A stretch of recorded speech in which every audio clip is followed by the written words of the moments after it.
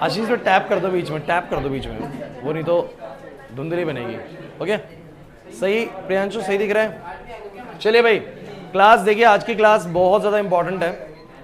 आज आप लोगों को कराया जाएगा electric field due to a dipole at the axial point, at the equatorial point, और अगर हम करना चाहेंगे तो हम जनरल पॉइंट पे भी करेंगे। सो क्लास बहुत ज़्यादा इंपॉर्टेंट है और ये चैप्टर लगभग 3 से 4 क्लास का और बचा हुआ है। ठीक है, इस चैप्टर में थोड़ा टाइम लगता ही है। तो मुझे बस इतना बताइए कि जो मैंने लास्ट क्लास तुम लोगों को करवाया था, मैंने लास्ट क्लास तुम लोगों को एक टॉपिक करवाया था। ये देखिए, ये जो चैप्टर का सेकंड पार्ट शुरू हुआ है, सेकंड फेज शुरू हुआ है। पहले फेज में आप लोगों को पता है चार्जेस को लेके बहुत सारी बातें हुई, कूलम्स लॉ को लेके बातें हुई, कूलम्स लॉ पे बहुत सारे न्यूमेरिकल्स हमने बनाए, और उसके बाद सेकंड फेज स्टार्ट हुआ इलेक्ट्रिक फील्ड लाइन से। याद है? तो यूं बोला गया था जहां कहीं भी चार्ज है वहां पर बोलो क्या है, फील्ड्स है। सिंपल सी बात है। अगर कहीं पर पॉइंट चार्ज है तो भी फील्ड है, लाइन चार्ज है तो भी फील्ड है, शीट चार्ज है तो भी फील्ड है। पॉइंट चार्ज की तरफ स्फेरिकल फील्ड है, लाइन चार्ज की तरफ सिलेंड्रिकल फील्ड है, शीट चार्ज की तरफ पैरेलल फील्ड है, शीट वो क्यूबिकल टाइप का नहीं, यार बात समझे, मतलब पैरेलल है एक तरीके से, यूं सोच सकते हो। सो गाइस फील्ड लाइंस के बारे में पहले समझा हमने, उसके बाद फील्ड लाइंस की हमने ताकत को समझा, जिसको हमने डिनोट किया इलेक्ट्रिक फील्ड इंटेंसिटी से। और ये कितनी होती है, तो मैंने बस ये बोला था तुम लोगों को, तुम्हें एक छोटी सी बात याद करनी है बस, कि अगर कहीं पर कोई क्यू चार्ज प्लेस्ड हुआ है तो इस क्यू चार्ज के चारों तरफ अपनी फील्ड लाइंस बनी हुई हैं। उन फील्ड लाइंस की जो ताकत होती है, देखिए आप अगर लास्ट क्लासेस में नहीं भी आए हैं तो बस थोड़ा सा पॉइंट समझ लीजिए, क्योंकि वैसे तो दिक्कत करेगा थोड़ा सा आप लोगों को, कोशिश बहुत छुट्टी कर रही है। ठीक है, और कुछ बच्चे जिनकी भाई क्लासेस थोड़ी सी छूट रही हैं पिछले, आप लोगों को थोड़ी दिक्कत आएगी, लेकिन आप लोगों को बस जो पॉइंट बता रहा हूँ वो समझना है, उसके ज़रिए कुछ कुछ हद तक आपको क्लास आज की समझ में आ जाएगी। तो मैंने ये कहा कि ये आना चाहिए, बोर्ड से ही आना चाहिए, आ रहा है ना, मतलब वही तो मैं बोल रहा हूँ, टैप करना होगा उसको।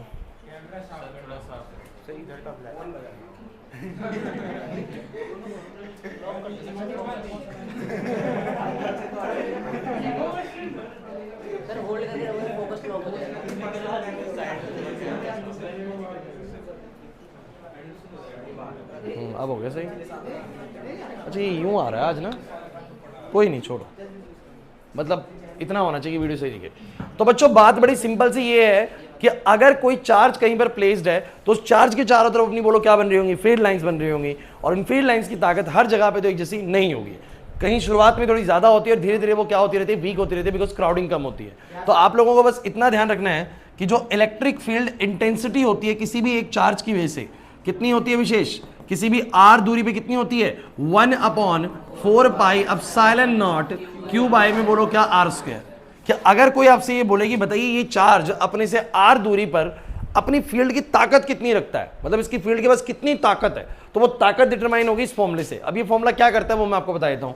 ये तुम्हें कैलकुलेशन पता है, 9 × 10⁹ है। चार्ज का वैल्यू तुम लोगों को पता है, आर तुम्हें दूरी पता है। बेसिकली तुम सारी वैल्यू जब पुट कर दोगे, तुम्हारा मान लो जो भी आंसर आता है, मान लो कि तुम्हारा आंसर निकल के आता है यहाँ पर 80, कितना निकल के आता है बोलो, 80।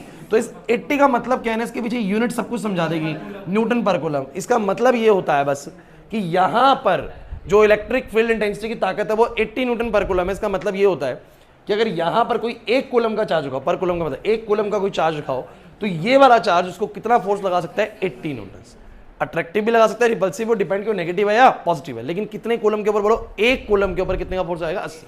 अब सर 1 कूलम से क्या होता है, अब बच्चों 2 कूलम होगा तो पता लग गया अपने आप 160 लगेगा, 3 कूलम होगा तो कितना लगेगा, 240 लगेगा।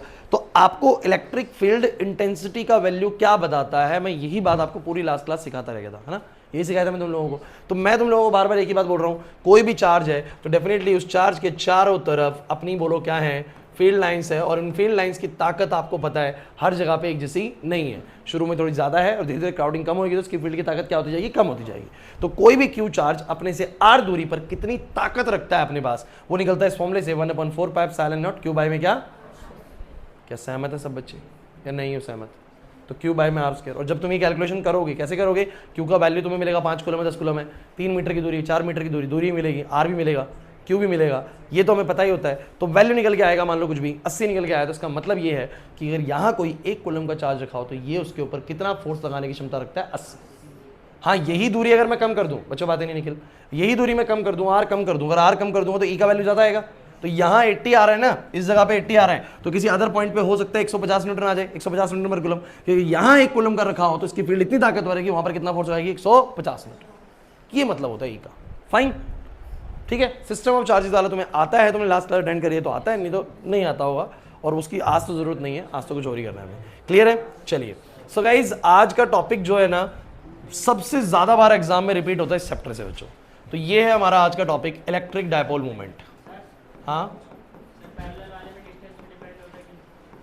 पैरेलल वाले में नहीं करेगा बच्चों डिपेंड, वो कांस्टेंट रहता है क्योंकि उसका क्राउडिंग बदलता नहीं है। लेकिन फिर किसी दिन उस दिन एक बच्चे ने बड़ा अच्छा सवाल करा था किसी ने कि सर कोनों में भी ऐसा ही होता है कि फील्ड, तो कोनों में चेंज हो जाता है उसका फील्ड, पैरेलल वाले का क्यों हो जाता है कोनों में ना, समझे?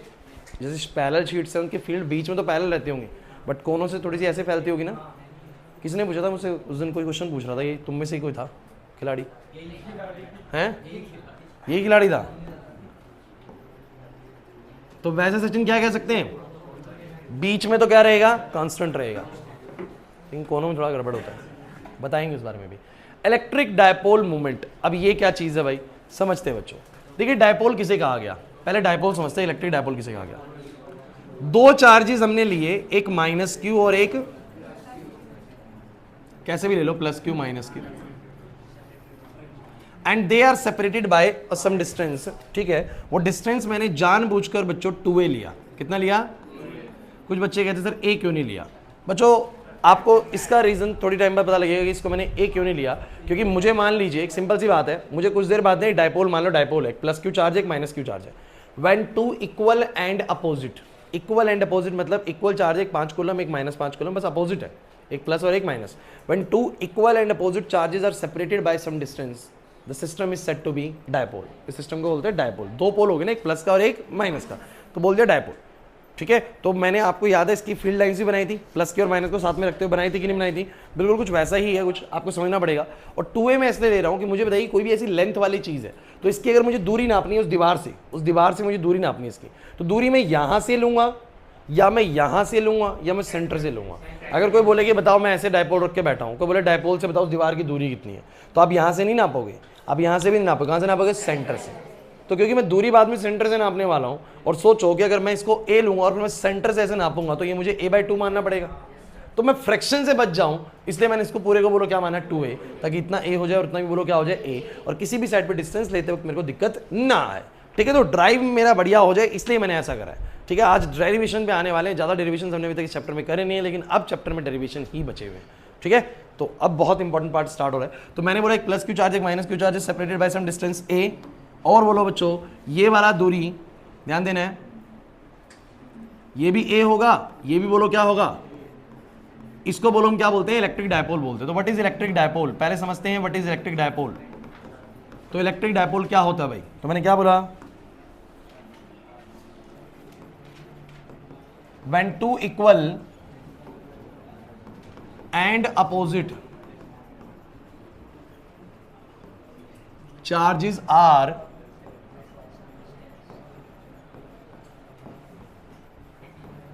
separated by some distance, when two equal and opposite charges are separated by some distance, the system is called electric dipole. ठीक भाई, अब आप थोड़ा सा याद भी करें इस इलेक्ट्रिक डायपोल की फील्ड्स कैसी होती हैं, तुम लोगों को याद आ जाएगा। एक प्लस क्यू चार्ज होता है और एक कैसा चार्ज होता है, बोलो माइनस क्यू। तो याद करो मैंने बोला था प्लस क्यू की फील्ड्स तो ऐसी जाती है बाहर की तरफ और माइनस क्यू टर्मिनेट होती हैं। ये देखो, इसीलिए आपको थोड़ा सा पिछला आना जरूरी है बच्चों, प्लस से फील्ड निकलती है माइनस की तरफ जाती हैं, ये मैंने तुम लोगों को सिखाया है, तो ये तुम लोगों को आना भी चाहिए। कुछ इस तरीके से होता है।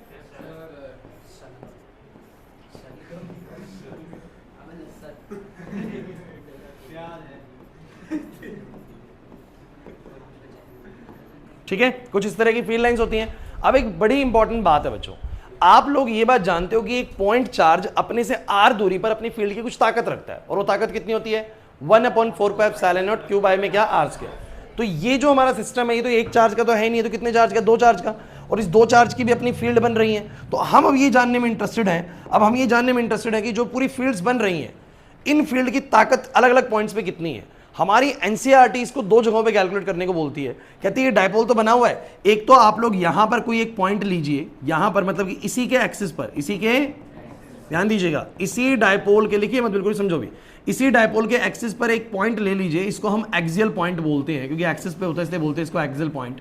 एक तो हमें इस एक्सियल पॉइंट पे आप लोग क्या बताएं कि कितनी इलेक्ट्रिक फील्ड की स्ट्रेंथ होगी। आपके आंसर फील्ड ही नहीं है, तो अरे फील्ड तो होगी, मैं आगे की तरफ से बढ़ा दूं, ऐसे ऐसे कर दूं, तो बोलो फील्ड तो होगी वहां पर। तो एक तो हम जानना चाहते हैं कि डायपोल अपने एक्सियल एक्सिस पर, मतलब इस तरफ या उस तरफ, थोड़ा नजदीक थोड़ा दूर, वो तो दूरी हम लेंगे, तो कितनी फील्ड की ताकत रखता है। समझ में आ रही बात। दूसरी चीज, एक और पॉइंट ये बोलता है, कहता है कि भैया एक और पॉइंट है यहां पर इक्वेटोरियल लाइन पे। इक्वेटोरियल मतलब कि इसके बिल्कुल सेंटर से ऊपर की तरफ। तो यहां पर कोई एक रैंडम पॉइंट मैं ले लेता हूं, ए पॉइंट, बेसिकली इसको मैं कौन सा पॉइंट बोलूंगा, बोलो इक्वेटोरियल पॉइंट। इसको बोलते हैं इक्वेटोरियल पॉइंट। एक वो जानना चाहता है कि बताओ जरा इस इक्वेटोरियल पॉइंट पर इलेक्ट्रिक फील्ड का इंटेंसिटी कितना होगा। सवाल समझने की कोशिश करें, वो क्या क्या जानना चाहता है आप लोगों से। वो जानना चाहता है कि जब तुम्हें ये बात समझ में आ चुकी है कि एक कोई पॉइंट चार्ज से बनने वाली जो फील्ड है उसकी ताकत आर दूरी पर कितनी होती है, आज मुझे ये पता लग चुका है by using the formula of 1/4πε0 q by में क्या r स्क्वायर। मैं इस फॉर्मूले का इस्तेमाल करता हूं और एक पॉइंट चार्ज अपने से आर दूरी पर अपनी फील्ड की ताकत कितनी बनाता है मैं निकाल लेता हूं इससे। और जो नंबर आता है मुझे इस नंबर का मतलब भी पता है क्या है, कि अगर 80 आ रहा है तो इसका मतलब कि यहां रखिए एक कूलम के ऊपर ये वाला सोर्स चार्ज 80 न्यूटन का फोर्स लगा सकता है।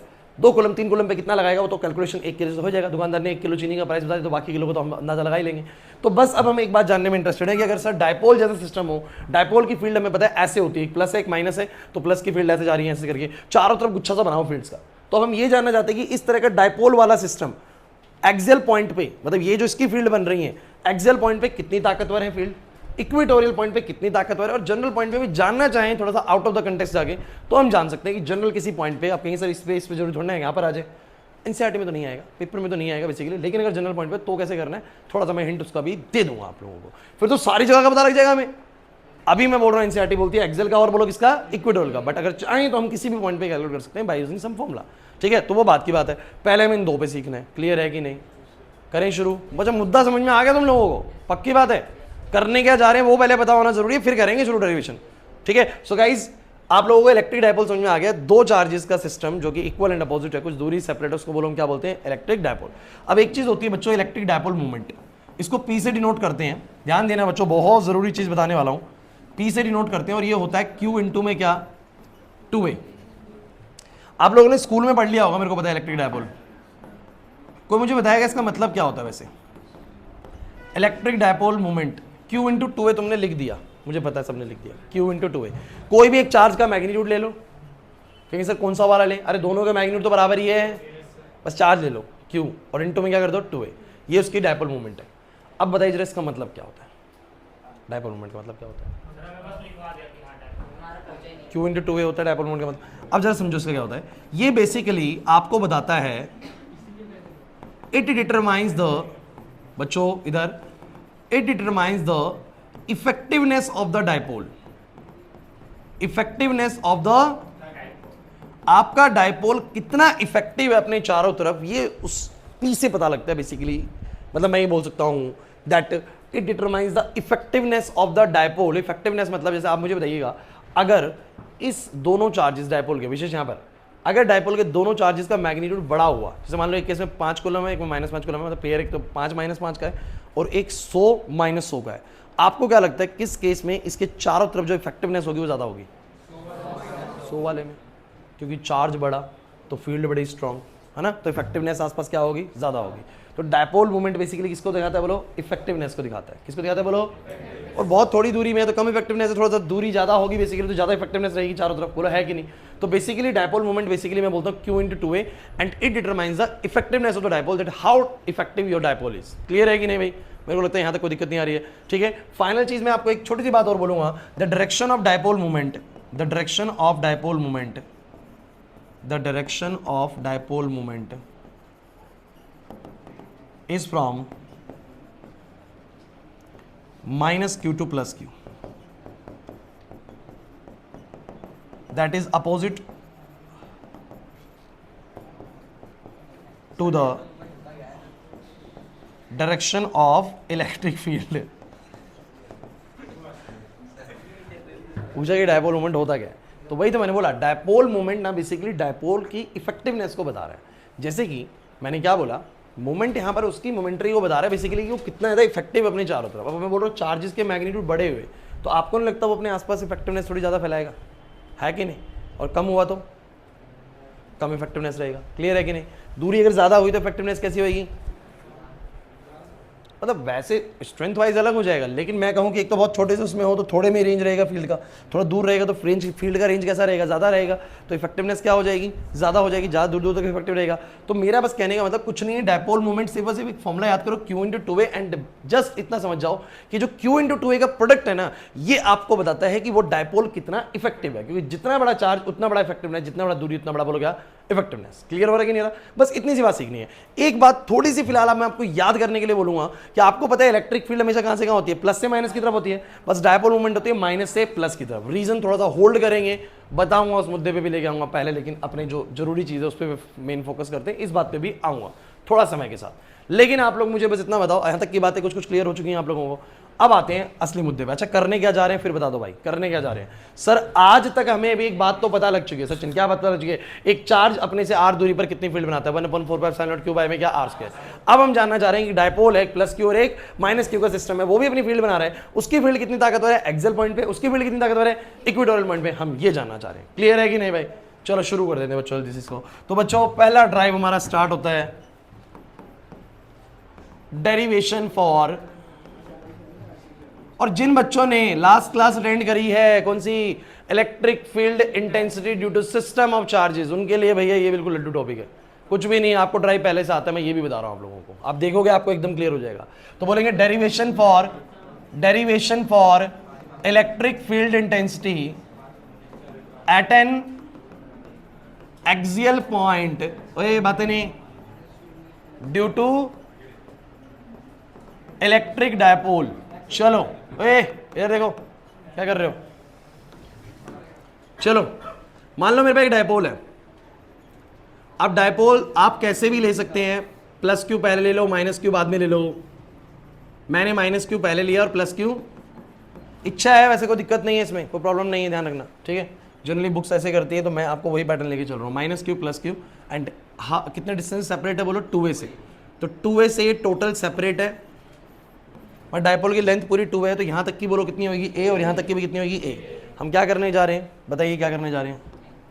हम इसके एक्सियल पॉइंट पे, इसका एक एक्सियल पॉइंट ले लें यहाँ पर, इसको मैं a पॉइंट बोल देता हूँ। p से डिनोट इसलिए नहीं कर रहा बिकॉज मैं डायपोल मोमेंट को p से डिनोट कर चुका हूँ, तो मैं पॉइंट को p नहीं लिख रहा हूँ, कन्फ्यूजन राइज होता नहीं तो मैंने ये a पॉइंट बोल दिया। एंड मैं अब इस बात को जानने में इंटरेस्टेड हूँ कि इस जगह पर जो इसकी वजह से फील्ड बन रही होगी, सिस्टम है तो फील्ड तो बना ही रहा अपनी, अकेला चार्ज होता है वो भी बनाता है, अकेला प्लस होगा वही बनाएगा, अकेला माइनस होगा वही बनाएगा, लेकिन मुझे अकेले ही चार्ज की वजह से कितनी फील्ड की स्ट्रेंथ होती है वो निकालने आती है, फॉर्मुला पता है। दो चार्जेस की वजह से मुझे नहीं आती, लेकिन कल तो सीखा सिस्टम ऑफ चार्जेस, सीखा है कि नहीं सीखा। तो मैं यहाँ पर पहुंच गया हूँ ए पॉइंट पे, एंड बस मैं यहाँ पर अब क्या जानना चाहता हूँ बच्चों, मैं यहाँ पर जानना चाहता हूँ कि कितनी इलेक्ट्रिक फील्ड इंटेंसिटी बनने वाली है। अब ये पॉइंट बेसिकली कितनी दूर है यहाँ से, कितनी दूर है यहाँ से, तो मैंने उसको क्या मान लिया बच्चों, मैंने मान लिया कि वो पॉइंट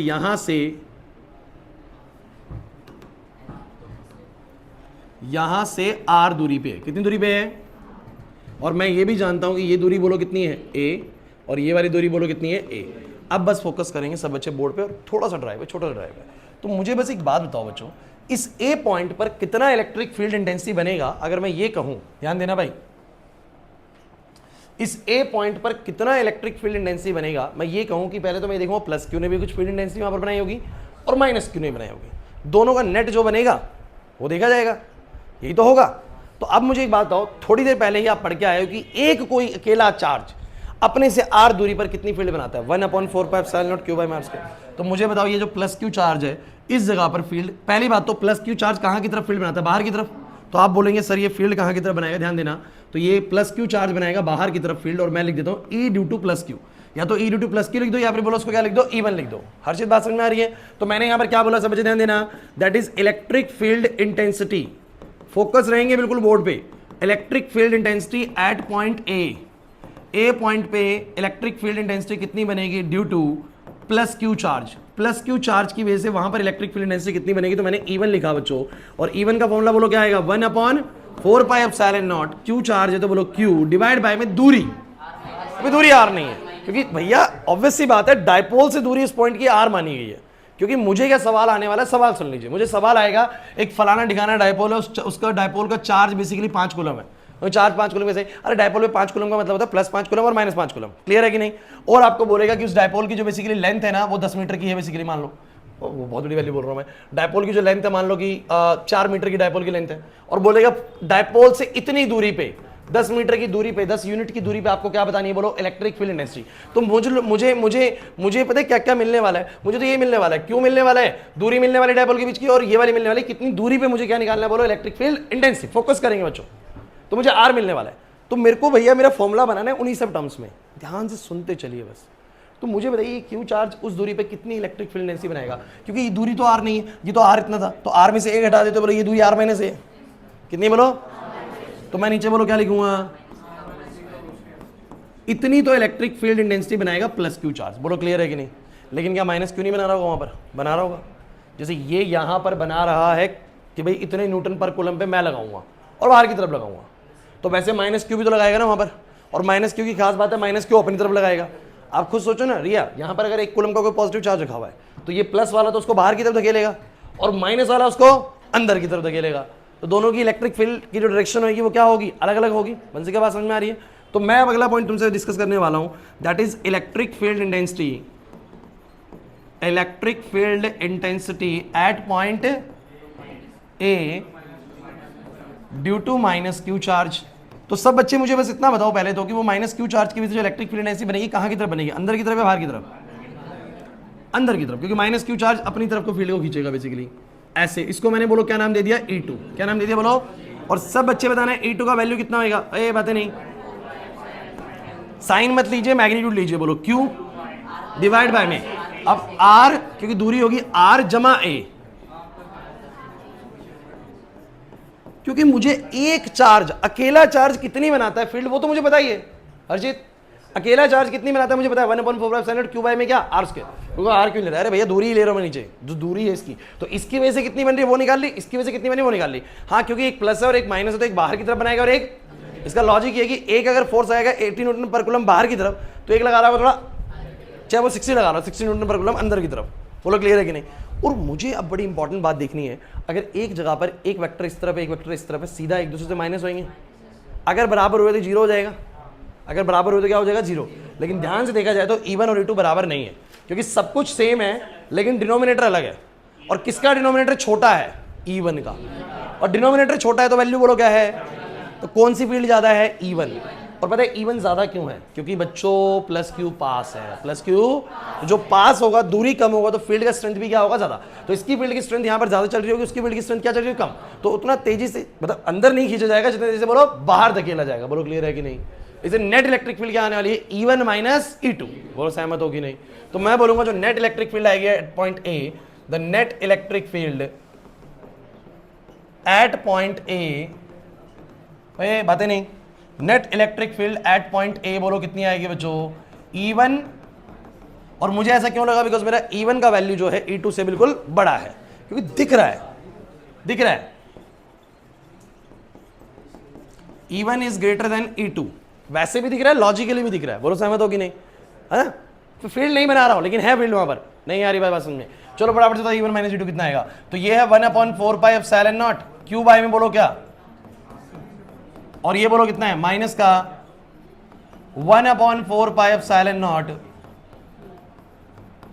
क्लियर हुआ कि नहीं हुआ, समझ ही नहीं आ रहा है। अच्छा एक चीज और, जो बच्चे ये सोचते हैं, हाँ क्या मान सकते हैं वैसे बच्चे कहते हैं ये माइनस क्यों नहीं लेते आप। देखो मैं अगर माइनस लूँ ना तो यहाँ एक बहुत बड़ी गड़बड़ हो जाएगा। अगर मैंने माइनस ले लिया और फिर वहाँ पर मैंने E1 माइनस E2 भी लगाया तो वो माइनस माइनस से प्लस हो जाएगा, और लॉजिकली इलेक्ट्रिक फील्ड यहाँ पर प्लस होनी, माइनस ही होनी चाहिए। ये बात समझ में आती है मुझे, क्योंकि प्लस की वजह से फील्ड बाहर बनती है और माइनस की वजह से कहाँ अंदर। सारे टॉपिक तुमने अगर अटेंड करे हैं तो ये बात तुम्हें बिल्कुल क्लियर हो रही होगी कि ऐसा क्यों है कि प्लस बाहर है और माइनस अंदर है। लेकिन मैं फिर भी कोशिश कर रहा हूँ कि तुम्हें समझ में आ जाएगी, प्लस वाला बाहर की तरफ रिपेल करेगा किसी चार्ज को तो माइनस वाला अंदर ही लाएगा, अपोजिट ही बनाएगा, ये बात भी कंफर्म है। लेकिन प्लस क्यू वाला ज्यादा नजदीक है, फील्ड उसका ज्यादा स्ट्रॉन्ग है वहां पर, इसलिए वो E1 ज्यादा बन रहा है और E2 कम बन रहा है। क्लियर है कि नहीं बच्चों, इधर इधर इधर। अब क्या आएगा बोलो, 1/4 पाई एप्सिलॉन नॉट बाहर आ जाएगा, तो 1/4 पाई एप्सिलॉन नॉट बाहर आ गया, चाहो तो के मान सकते हो, क्यू बाहर आ जाएगा, बोलो क्या बचेगा 1 में। कोई दिक्कत है, थोड़ा सा मैथमेटिक्स की तरफ चलते हैं। 1 बाय में 4 पाई एप्सिलॉन नॉट। कोई दिक्कत तो नहीं? चलो बोलो भाई, एलसीएम लेना आता सब बच्चों को? तो दिस इंटू दिस हो जाएगा r माइनस ए का होल स्क्वायर r प्लस, और जब मैं एलसीएम लूंगा तो क्या होगा, ये वाली चीज इधर मल्टीप्लाई होगी, ये वाली चीज इधर मल्टीप्लाई होगी, तो बोलो क्या होगा? है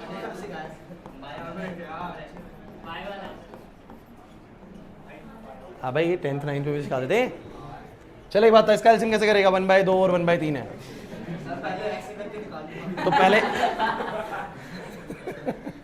ऐसे करके निकालूंगा। अबे 3 और 2 का एलसीएम 6 आ जाएगा सीधा, और फिर 3 इधर और 2 इधर। तो अगर ये दो चीजें अलग अलग है तो इन दोनों को मल्टीप्लाई हो गया, ये वाला इधर गया, ये वाला इधर गया, सही है। अब तो बस सॉल्व होने हैं बच्चों, अब कुछ नहीं है, आंसर आने वाला है। तो के क्यू, और बोलो बच्चों a प्लस बी का होल स्क्वायर सब बच्चों को आता है, बोलो क्या आएगा बच्चों? A square plus b square plus में 2ab माइनस में ए स्क्वायर प्लस, यही आने वाला है। मैं सोच रहा हूं कि क्यों स्टेप बढ़ाए, जब माइनस आ रहा है तो क्यों ना साइन चेंज कर दूं सीधा। तो बोलो बोलो बोलो, ये वाला माइनस में आएगा, माइनस आर स्क्वायर। ओए क्लास इधर, ये ए स्क्वायर प्लस में आना था लेकिन बाहर के माइनस की वजह से क्या कर दूंगा? माइनस। फिर वो माइनस में आना था लेकिन बाहर के माइनस की वजह से प्लस। ओए क्लास पीछे शोर कर रहे हो बच्चों, ध्यान दो। और नीचे बोलो क्या बन जाएगा? अब नीचे बड़ा इंपॉर्टेंट चीज है, इसका भी स्क्वायर हो रहा है, इसका भी स्क्वायर हो रहा है, दोनों का बोलो क्या हो रहा है? तो क्यों ना मैं दोनों को मल्टीप्लाई करके कॉमन स्क्वायर लगा दूं। मैं क्या कहना चाह रहा हूं पता है तुम लोगों को? ये ध्यान दो, ये m स्क्वायर n स्क्वायर है, तो चाहूं तो मैं mn स्क्वायर लिख सकता हूं, पता है तुम लोगों को? तो मैं ये बोल रहा हूं इसमें भी स्क्वायर है, इसमें भी स्क्वायर है, तो कॉमन स्क्वायर डाल सकते हैं। तो थोड़ा सा आपसे फेवर चाहिए, इतना कर सको आप लोग। a minus B, a plus B क्या होता है? ए स्क्वायर माइनस, इस पर तो बाय वाले है नहीं करेंगे ना, तो बोलो क्या आएगा? a माइनस बी बोलो क्या आएगा? ए स्क्वायर माइनस, और पूरे का बोलो क्या हो गया? नहीं समझे कैसे? क्योंकि m स्क्वायर n स्क्वायर बोलो क्या होता है? mn का स्क्वायर, तो वो अंदर वाले मल्टीप्लाई हो गए और पूरे पे एक स्क्वायर आएगा कॉमन। सही बात लग रही है? अब बस खत्म हो गया। अब मुझे तो कौन कौन कट रहा है? आर स्क्वायर से आर स्क्वायर, ए स्क्वायर से स्क्वायर, 2r 4r, बोलो कितना बनेगा? क्योंकि लास्ट स्टेप 4r, तो पूरे लास्ट स्टेप पे आ चुके, तो मैं फॉर्मूला पहले लिख रहा हूं, तो बोलो आएगा q इंटू में 4ra डिवाइडेड बाय में, अब सब बच्चे ना बोर्ड पे फोकस रहेंगे। वैसे तो बच्चों ये आंसर आ चुका होता है, लेकिन इसमें थोड़ी बहुत एडजस्टमेंट हम अपनी तरफ से करते हैं, और जबरदस्ती वाला स्टेटमेंट एडजस्टमेंट समझ लीजिए। अब समझो जरा कैसे, बोर्ड पे देखते चलेंगे। 1/4 पाई एप्सिलॉन नॉट, मैंने क्या करा, ये वाला जो q इंटू में 2a मैंने अलग कर दिया, q इंटू में 2a मैंने अलग कर दिया, और 2r को मैंने अलग छोड़ दिया। कोई दिक्कत तो नहीं है? समझो मैंने क्या करा है। और डिवाइड बाय में क्या कर दिया? फर्स्ट टाइम थोड़ा सा लगता है अजीब सा, फिर उसके बाद आदत बन जाएगी। तो मैंने q इंटू 4r को बोलो क्या लिखा? q इंटू 2a, और जो 2r बच गया उसको मैंने अलग लिख दिया। क्यों लिखा? जबरदस्ती इसलिए क्योंकि q इंटू 2a में जानते हो डायपोल मोमेंट होता है। क्या होता है? तो क्यों ना फॉर्मूले को उसी की टर्म्स में लिख दिया जाए, और बोलो क्या बन जाएगा formula? 1/4 pi epsilon not 2pr बोल सकते हैं, 2pr अपॉन में बोलो क्या? r square minus a square का बोलो क्या? This is the electric field eight the axial line. एक सेकंड, सुनो सुनो सुनो सुनो सुनो पूरी बात। लेकिन ये आंसर आप लोगों ने स्कूल में नहीं देखा, स्कूल में थोड़ा सा डिफरेंट आंसर लिखवाएगा। बताता हूँ क्या चीज है, आप लोगों को ये वाली बात समझ आ गई। अब सुनो मेरी पूरी बात। आप लोगों को सवाल क्या आने वाला था? आदर्श सवाल क्या आने वाला था? सवाल ये आने वाला था कि सर हमारे पास एक डायपोल है, डायपोल का कुछ ना कुछ चार्ज दिया था, कुछ ना कुछ दूरी दी थी।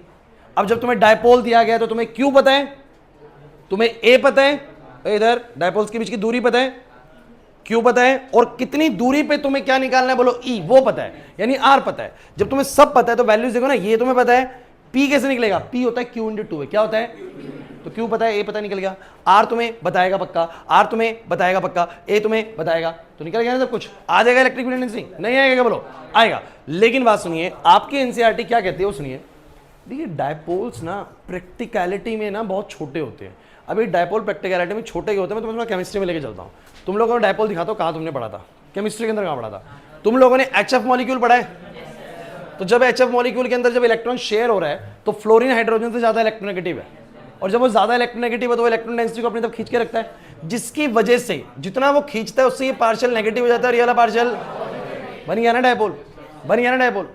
ये डायपोल्स होते हैं, और इनके बीच की बॉन्ड लेंथ बेसिकली क्या होगी? बहुत छोटी होगी। वैसे तो हम देख सकते हैं फिजिक्स में और किस तरीके से भी, लेकिन जनरली हम डायपोल्स की बात करें, डायपोल बहुत छोटे होते हैं। अभी छोटे कहने का कंसेप्ट क्या है, जनरली ये जो ए होता है ना बहुत छोटा होता है, ये जो होता है बहुत है।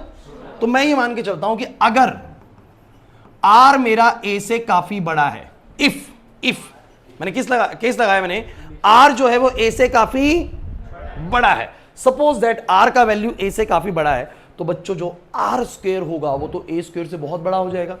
सोचो मैंने क्या बोला, अगर आर सोच के चलो ए से बड़ा है, मतलब कि ए बहुत छोटा वैल्यू है और हमारा जो पॉइंट जिसमें हम इलेक्ट्रिक फील्ड एनर्जी निकाल रहे हैं वो बहुत दूर है, तो आर अगर ए से बड़ा है तो आर स्क्वायर तो ए से बहुत बड़ा हो गया, ए स्क्वायर से बहुत बड़ा हो गया। अरे मान लो ना, जैसे कि मान लो मेरी आर की जो आर की वैल्यू है वो मान लो 10 है और ए की वैल्यू जो है वो 0.2 है, तो जब मैं स्क्वायर करूंगा तो ये 100 हो जाएगा और ये तो 0.04 हो जाएगा और छोटा हो जाएगा। तो कहीं ना कहीं जब आर ए से बहुत बड़ा है तो आर स्क्वायर तो ए स्क्वायर से बहुत बड़ा हो जाएगा। लेकिन आप सर आप ऐसा क्यों कर रहे हैं, बिकॉज यहां पर दिख रहा है मुझे आर स्क्वायर माइनस क्या ए स्क्वायर, तो अगर आर स्क्वायर ए स्क्वायर से बहुत बड़ा है तो R square minus A square को नियरली मैं क्या मान सकता हूं, बोलो आर स्क्वायर मान सकता हूं। ऐसा जनरली होता है, इधर ऐसा जनरली होता है, इसलिए ऐसा मान लिया गया क्योंकि जनरल केसेस में आर हमेशा, मतलब दूरी जिसपे हम इलेक्ट्रिक फील्ड एनर्जी निकालेंगे वो ए से बहुत ज्यादा रहा करेगी, तो आर स्क्वायर तो ए स्क्वायर से बहुत ज्यादा रहा करेगा, तो R square minus A square nearly क्या रहेगा, आर स्क्वायर। और अगर मैं ऐसा मान लूं तो मेरी इलेक्ट्रिक फील्ड का फॉर्मूला क्या बन जाएगा, बोर्ड पे देखेंगे 1/4πε0, ऊपर 2πr, नीचे R square minus A square को नियरली आर स्क्वायर मान लिया, तो आर स्क्वायर का स्क्वायर बोलो क्या हो जाएगा, आर की पावर 4, एक आर से एक आर कटेगा, बोलो ये आ गया फाइनल फॉर्मूला। एक्सियल पॉइंट पे कितनी इलेक्ट्रिक फील्ड होती है, 1/4πε0 2p बाय में, बोलो क्या। अब तुम मुझे बताना जरा फटाफट से, तुम्हें ये पता है, तुम्हें p q × 2 है पता है, वो मिलेगा सब कुछ यार डाटा, और भैया तुम्हें दूरी जिसपे निकालना है वो भी तुम्हें पता है, बोलो क्लियर है कि नहीं। तो भैया बताओ जरा सब बच्चे बोर्ड पे, एक डायपोल का इंफॉर्मेशन तुम्हारे पास है सचिन, डायपोल का इंफॉर्मेशन तुम्हारे पास है, तुम्हारे पास चार्ज है, तुम्हारे पास डायपोल्स के बीच में दूरी कितनी वो पता है, और तुमसे बोला कि इस डायपोल से 10 यूनिट दूरी पे कितना इलेक्ट्रिक फील्ड इंटेंसिटी होगा, फॉर्मूला याद कर लिया सर, कितना होगा 1/4πε0 2p बाय में क्या, और p मुझे कैलकुलेट करना आता है, r आप बता ही रहे कितनी दूरी पे। लेकिन अगर बोले एक चार्ज अपने से r दूरी पे कितनी बना रहा है, तो क्या फॉर्मूला है 1/4πε0 q/r²। लेकिन एक डायपोल पूछेगा, डायपोल की वजह से पूछेगा, दो चार्जेस की वजह से, तो बोलेंगे कि भैया एक्सियल पॉइंट पे कितना है 1/4πε0 2p बाय में r³। सपोज दैट बच्चों, सपोज दैट मैं आपसे बात कर रहा हूं, सब कुछ कैलकुलेशन करने के बाद, विशेष सब कुछ कैलकुलेशन करने के बाद 150 यूनिट आंसर आ गया, 150 न्यूटन पर कूलम। इसका मतलब क्या है, इसका मतलब ये है कि ये जो डायपोल की वजह से फील्ड्स बन रही होंगी वो इस जगह पर रखे किसी भी एक कूलम को कितना फोर्स लगा सकती है, बोलो 150 न्यूटन का। क्योंकि इलेक्ट्रिक फील्ड इंटेंसिटी का जो वैल्यू होता है ना, वो फोर्स को ही बयां कर रहा होता है। किसको बयां कर रहा होता है, फोर्स को ही। बस वो बता रहा होता है एक कूलम पे कितना फोर्स लगेगा। नहीं आ रहा ना समझ में कि वहां रखी हुई फील्ड्स जो है, वहां बनी हुई जो फील्ड्स हैं, वो किसी एक कूलम को कितना बड़ा फोर्स का इंपैक्ट डाल सकती है। क्लियर होता है कि नहीं होता। तो एक, अब आज से हम एक चीज याद रख लेंगे बच्चों, एक क्यू चार्ज अपने से आर दूरी पे कितनी फील्ड बनाता है 1/4πε0 q/r²। बट एक डायपोल जो होता है अपने से आर दूरी पर कितनी फील्ड बनाता है, उसकी फील्ड की ताकत कितनी होती है, वो इस फॉर्मूले से दी जाती है। क्लियर हुआ कि नहीं हुआ, मुश्किल लग रहा है, मुश्किल नहीं है। तो आपको करना क्या था वो सुनो, क्योंकि ये ड्राइव में एक बार आपको दोबारा से रिकैप दे रहा हूँ 1 मिनट का, फिर मैं तुम्हें इक्वेटोरियल पे लेके चलूंगा। तो मैंने बोला कि बच्चों हमारे पास एक चार्ज था -q + q, दूरी थी 2a, सेपरेटली हाफ ऑफ करके a कर दिया। किसी ने बोला बताओ जरा इसके सेंटर से r दूरी पर एक पॉइंट है, वहां पर कितनी इलेक्ट्रिक फील्ड इंटेंसिटी बन रही होगी, मतलब वहां जो इलेक्ट्रिक फील्ड है उसकी ताकत कितनी होगी। तो मैंने कहा यार इसकी भी बन रही होगी, इसकी भी बन रही होगी, देख लेते नेट ताकत कितनी है। तो +q ने वहां पर कितनी फील्ड बनाई, सिंपल सा फॉर्मूला है 1/4πε0 q बाय में r² होता है, लेकिन इसकी दूरी कितनी होगी तो r - a करके पता लगेगा। सीधी बात समझ आ रही है, क्या नाम है बोल के सुनी थी, ठीक है। तो r - a का उसके, अच्छा q, ये -q कितना बनाएगा 1/4πε0 q बाय में r + a का होल स्क्वायर। हो नहीं आया समझ में। अब एक बना रहा है बाहर, एक बना रहा है, और वो वैसी बात है बाहर वाला ज्यादा बड़ा पावरफुल है, ज्यादा स्ट्रॉन्ग इलेक्ट्रिक फील्ड बना रहा है, क्योंकि इसका डिनोमिनेटर छोटा है, इसका डिनोमिनेटर बड़ा है, r + a हो रहा है। तो जिसका डिनोमिनेटर कम होगा उसका वैल्यू ज्यादा होगा ना, तो E1 ज्यादा है E2 कम, तो नेट कितना आएगा बोलो E1 माइनस। और ऐसा मैं डायरेक्ट इसलिए कर पा रहा हूँ बिकॉज अपोजिट डायरेक्शन में हमेशा नहीं कर सकता। अगर ऐसे होते वेक्टर कुछ और तो मेरे को वो फॉर्मूला लगाना पड़ता रिजल्टेंट का, या मैं रिजॉल्व करता। आपको पता है मैं बहुत सिखा चुका हूँ वो चीज़, तो है ना। तो बोलो E1 माइनस E2। इसके बाद ये मैथमेटिक्स है, कोई ज्यादा खेल नहीं है। ये रहा E1, ये रहा E2, कॉमन लिए जो लेना था 1/this, इन दोनों का एलसीएम लिया, ये इधर गया, ये इधर गया, सॉल्व करा, जो कटना था कट गया, वापस यहाँ पहुंचा। इस स्टेप पे आके मैंने बस q × 2a को मैंने p लिख दिया, फॉर्मूला बन गया। कुछ नहीं है, करके देखिएगा एक बारी में आ जाएगा समझ में। सेकेंडरी लास्ट चीज मैंने ये मानी कि डायपोल जनरली छोटे होते हैं, तो मैं जिस भी पॉइंट पे इलेक्ट्रिक फील्ड निकालूंगा वो बेसिकली r का वैल्यू a से काफी बड़ा होगा, तो r² तो a² से बहुत बड़ा हो गया। आज तो बात समझ में आ रही है, नहीं आ रहा समझ में। अब r² a² से बहुत बड़ा होगा अगर आर स्क्वायर से बहुत बड़ा होगा तो मैं R square minus A square को नियरली क्या मान सकता हूँ, आर स्क्वायर। तो आर स्क्वायर का स्क्वायर हो जाएगा आर की पावर 4, कट जाएगा, बेसिकली ये आ जाएगा। क्लियर हुआ? अब हम चलते हैं किसके ऊपर, बोलो, इक्विटोरियल पे। हाँ बोलो, पानी पीना है, पियो। नहीं आ गया था शायद, नहीं आया, नहीं आया तो कैसे पियोगे?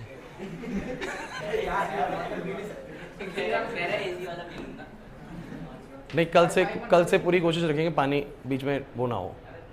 हमें पता है इस समय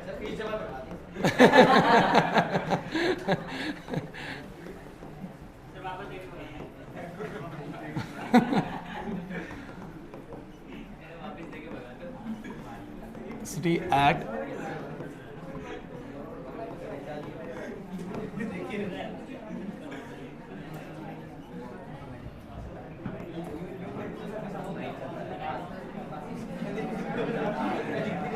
बच्चों प्लीज बोर्ड पे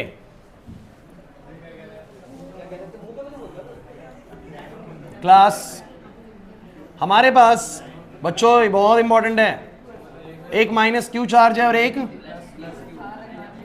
फिर से वही केस है, बिल्कुल सेम। बोलो, डायपोल का दूरी सेंटर से ए ए, एंड इस बार फील्ड तो इसके चारों तरफ बन रही है। एक बार मैं एक्सियल पे इसकी ताकत को देख चुका हूं, अब मैं देखने जाता हूं, बोलो कहां पर, इक्वेटोरियल पॉइंट पे। And where is the equatorial point? इस लाइन पे कहीं भी इक्वेटोरियल पॉइंट लाई करेगा। अच्छा, कुछ बच्चों के मन में है सर आपने इतनी दूर लिया, थोड़ा पास हो तो। अरे पास हो तो क्या, दूरी तो आपको बताएगा ना यार, उसके हिसाब से आर पुट करना। अगर नजदीक होगा, आर नजदीक होगा, कम होगा आर बेसिकली, तो इलेक्ट्रिक फील्ड की डेंसिटी बोलो क्या मिलेगी, ज्यादा। और जितना दूर जाते जाओगे आर बढ़ता जाएगा, इलेक्ट्रिक फील्ड डेंसिटी क्या हो जाएगा, कम, क्योंकि आप डायपोल से जितना दूर जाएंगे वहां पर उसकी फील्ड कमजोर होती जाएगी। क्लियर है कि नहीं? तो वो तो एक्सियल पे किसी भी पॉइंट पे चले जाओ बच्चों, इधर एक्सियल पे कहीं भी चले जाओ आप निकाल सकते हो, इक्वेटोरियल पे कहीं भी चले जाओ आप लोग निकाल सकते हो। अब जो कराने के बाद डायरेक्शन जो नेक्स्ट कराऊंगा, क्लियर है कि नहीं? मुश्किल लग रही है चीजें? आसान है, इलेक्ट्रिक फील्ड डेंसिटी दिमाग में रखिए। इसीलिए बोल रहा हूँ क्लासेस सारी अटेंड रखो बच्चों। और मैं तुम्हें एक और बात बता दूं बच्चों, किसी को अगर थोड़ा फिजिक्स में लगे ना कि थोड़ा दिक्कत लग रहा है, थोड़ा मेरे को तो 11 से मुश्किल है, मैं आपको बता दूं फिजिक्स ना सिर्फ शुरुआती फिजिक्स ही 12th क्लास की दमदार है। अब तुमको हमें तो ये आसान लग रही है, तो मैं तुम्हें इतना भी भरोसा दिला देता हूँ कि इसके बाद जो फिजिक्स होता है ना वो ईजी ही होता है। आप 11th क्लास का बोलेंगे, 11th में बोला आर इज इक्वल टू हो सकता है, ये बोल रहे हो तो कितना हो जाएगा, इनफाइनाइट हो जाएगा। इस पॉइंट पर कह सकते हैं बिल्कुल आप चार्ज पे पहुंच गए तो वहां तो हो सकता है, ठीक है, हो सकता है। वहां पर बताते हैं इस तरीके से। ओए क्लास, बस भाई इधर आ जाओ, एक सवाल है मेरा आप लोगों से। चलो कोई नहीं, मैं बस ये कह रहा हूं तुम्हें कि जो तुम्हारी आगे फिजिक्स रहती है ना, ये शुरुआती फिजिक्स थोड़ा सा रहता है, इसमें काम ज़्यादा रहता है, बट जो उसके बाद फिजिक्स स्टार्ट होती है, खास करके मैं बोलूँगा रे ऑप्टिक्स से, रे ऑप्टिक्स, वेव ऑप्टिक्स, वहाँ पर जाके एटम शुरू होएगा, केमिस्ट्री आ जाएगी, एटम भी चैप्टर है फिजिक्स के अंदर, न्यूक्लियाई चैप्टर भी फिजिक्स के अंदर है, डुअल नेचर भी फिजिक्स के अंदर है। ये सब चैप्टर आपको नहीं लग रहा केमिस्ट्री से साउंड कर रहे हैं, वैसे चैप्टर स्टार्ट होते हैं। मॉडर्न फिजिक्स बहुत ईजी है, ये जो स्टार्टिंग का जो तुम फिजिक्स पढ़ रहे हो ना, इसको मत हिला उसको, ये दिक्कत कर जाएगा, ये बंद हो जाएगा तुमसे, छोड़ दे उसको, बस उसको मत छेड़ो। इधर भाई अब हमारे फटाफट से किस पे बच्चों, इक्वेटोरियल पॉइंट पे। कौन से पॉइंट पे? अब इक्वेटोरियल पॉइंट कहां होगा सब बच्चे बोलो। अब यहां पर एक पॉइंट है भाई, यहां पर एक ए पॉइंट है, और मैं अब यहां पर निकालना चाह रहा हूं, बोलो क्या, यहां पर क्या निकालना चाह रहा हूं, इलेक्ट्रिक फील्ड इंटेंसिटी की ताकत कितनी होगी। सर इसने फील्ड बनाएगी, वहां कितनी ताकत होगी, तो ये पॉइंट मानेंगे सेंटर से कितनी दूरी पे, बोलो आर दूरी पे। लक्ष्य है, ये दिक्कत करेंगी चीजें आप लोगों को, मेरा कुछ नहीं है, फिर आप लोग प्रॉब्लम में आओगे। एंड 12th क्लास का सिलेबस 11 जितना छोटा नहीं है, ये बात आपको दिख गई होगी अभी तक ही, क्योंकि बहुत सारा करने का चैप्टर 1 खत्म नहीं हुआ हमारा, और अभी बहुत कुछ करना है, अभी तो गॉस लॉ भी आएगा। तो मैं आपको ये बोल रहा हूँ, चीज़ें अगर ढंग से पढ़ रहे हो, सिस्टमैटिक में पढ़ रहे हो, तो आप जैसे ही बच्चे बहुत ज़बरदस्त भी करते हैं, क्योंकि जिसको एक एक पॉइंट क्लियर है ना कि इलेक्ट्रिक फील्ड इंटेंसिटी का मतलब सर ने बताया था, वो मतलब है, और वही काम आप करते चले जा रहे हैं, तो फिर कोई दिक्कत नहीं लगेगी। मैं तुम्हें बता रहा हूँ, जो पैटर्न हम लोगों ने पढ़ाने का बना रखा है ना, वो सीक्वेंस ही ऐसा बनाया कि किसी पॉइंट पे दिक्कत नहीं आएगा अगर तुम्हें पिछला पता है तो। लेकिन अगर तुम कहीं पर लैग कर रहे हो, तुम्हें इलेक्ट्रिक फील्ड इंटेंसिटी आता नहीं, तुम मुझसे एक्सियल इक्वेटोरियल की डेरिवेशन समझने की क्षमता रख रहे हो, बनेगी नहीं बात बच्चों, मैं आपको क्लियर कर रहा हूँ। इसके बाद मैं गॉस लॉ पे आऊँगा, फ्लक्स समझाने वाला हूँ तुम लोगों को, तो वो पिछला आता होगा तो मैं फ्लक्स तुम्हें समझा पाऊँगा अच्छे से, फिर लगता है समझ में नहीं आ रहा, समझ में नहीं आ रहा, ये फॉल्ट आपकी तरफ से बच्चों। आप लोगों ने साथ के साथ जो चीज़ें करनी थी ना, वो अच्छे से करनी थी, तो नहीं आ रही तो पूछनी है, लेकिन बहुत सिस्टमैटिक वे में हम चढ़ रहे हैं ऊपर की तरफ, क्लियर है। और थोड़ा स्लो ही भले ही चढ़े, लेकिन मैंने बोला है हम स्पीड बाद में पकड़ लेंगे। तो आपको बोर्ड पे ध्यान देना है। मैंने तुम लोगों से ये बोला कि यहाँ पर चारों तरफ फील्ड तो बन रही हैं। अब मैं इंटरेस्टेड हूँ किसी भी एक पॉइंट जो कि इससे आर ऊपर है। पहले आर दूरी इधर ली थी, एक बात तो पक्की, डायपोल की दूरी मैं कहाँ से लूंगा, उसको सेंटर से लूंगा। चाहे मैं ऐसे लूँ, चाहे मैं ऐसे लूँ, चाहे मैं ऐसे लूँ, दूरी चाहे मैं लूँ, कहीं भी लूँ, कहाँ से लूंगा, सेंटर से लूंगा। तो सेंटर से आर दूरी चला गया, मैं वहां जानना चाहता हूँ। फिर वही बात आएगी, सर वहां पर तो ये भी बनाएगा और ये भी बनाएगा, देख लेते दोनों कैसे बना रहे हैं, जुड़ रहे होंगे या घट रहे होंगे, कुछ तो हो रहा होगा। चलिए बच्चों, तो मुझे सब बच्चे बताना शुरू करो, ये प्लस क्यू चार्ज, अब इंपॉर्टेंट शुरू हो चुकी चीजें, ये प्लस क्यू चार्ज उस ए पॉइंट पे फील्ड कहां की तरफ बनाएगा बच्चों। तो बहुत क्लियरली दिखता है सर, प्लस क्यू चार्ज बाहर की तरफ बनाएगा, ऐसे करके बनाएगा, बोलो है कि नहीं। अरे यार, क्योंकि कोई भी चार्ज ना अपने चारों तरफ ऐसे बनाता है, ऐसे बनाता है फील्ड। तो यहां पर ये कैसे बना रहा होगा, ऐसे बना रहा होगा, बोला है कि नहीं। अच्छा, ये आर है और तुम जानते हो ये वाली दूरी बोलो क्या है, ए है, और ये वाली आर है। तो इस ए पॉइंट पे जो ये फील्ड बन रही होगी इस दिशा में उसकी वैल्यू मैं बोल देता हूं, मान लो E1। क्या बोल देता हूं, बोलो, ध्यान देना सब बच्चों को। तो वो E1 कितना बनेगा, स्टेटमेंट लिख दूंगा बाद में, E1 कितना बनेगा बोलो। तो आप लोग बोलेंगे 1/Q में इस दूरी का स्क्वायर। अब ये दूरी R तो नहीं है, ये दूरी R तो ये R है। अच्छा, आप कहें सर आपने इसको R क्यों नहीं मान लिया। ओ भैया, वो तो यूं ही बोलेगा ना कि डायपोल से इतनी दूरी पे, तो मैं उसी को तो R मान के चलूंगा। तो डायपोल से ये दूरी R है, ये दूरी बोलो क्या है, A। तो अगर ये R है और ये A है, तो ये बोलो कितना होगा, पाइथागोरस आता है, उम्मीद रखूं इतना मान के चलो, मैं डायरेक्ट लिख दूं।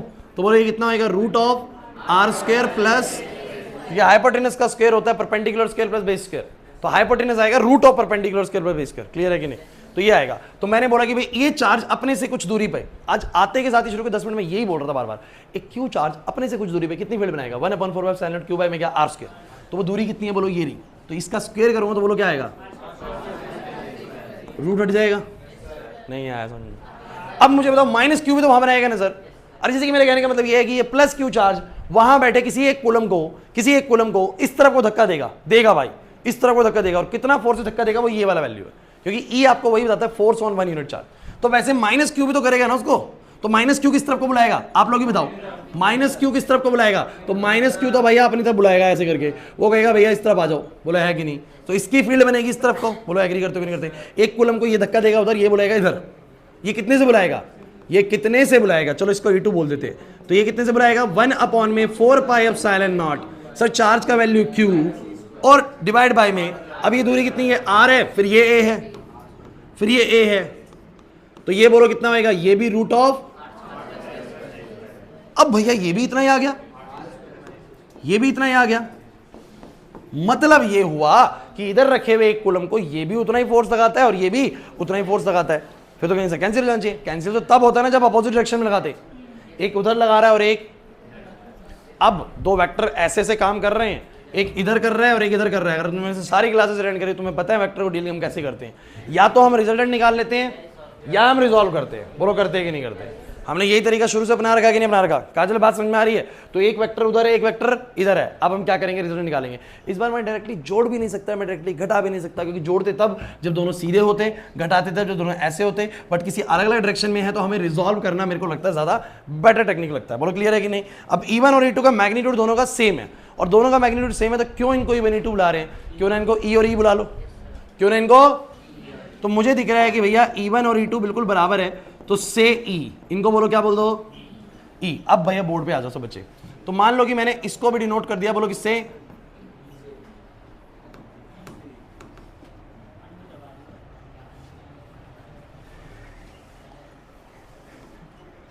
इधर।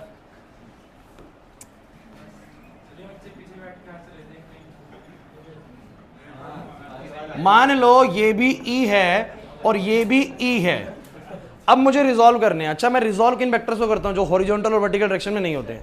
ये दोनों ही ना तो हॉरिजॉन्टल में है ना वर्टिकल में, तो मुझे रिजॉल्व करने पड़ेंगे। यहां पर ध्यान दो रमेश, इंपॉर्टेंट है।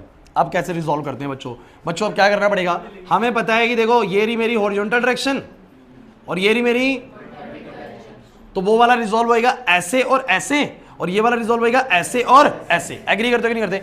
इसके लिए हमें कुछ एंगल्स मानने पड़ेंगे। मैं मान लेता हूं कि भैया मान लेते हैं कि ये थीटा एंगल है। देखो कौन सा एंगल है, इस तरफ कोई भी एंगल थीटा मान लो। ध्यान देना है भाई, अब तुम लोगों को बिल्कुल बोर्ड पे नजर होनी चाहिए। ये थीटा एंगल मान लो, तो अगर वो थीटा है तो मान लो ये भी थीटा ही है। सोच के देखो, दिमाग लगा लो, या बोल दो ये थीटा है तो वो भी बोलो क्या है। चिंता मत करो, थीटा की टेंशन नहीं आएगी, थोड़ी देर बाद खत्म हो जाएगी थीटा कहानी। और अगर ये थीटा है तो ये भी लॉजिकली थीटा, ये बिल्कुल बराबर उस पे चल रहा है।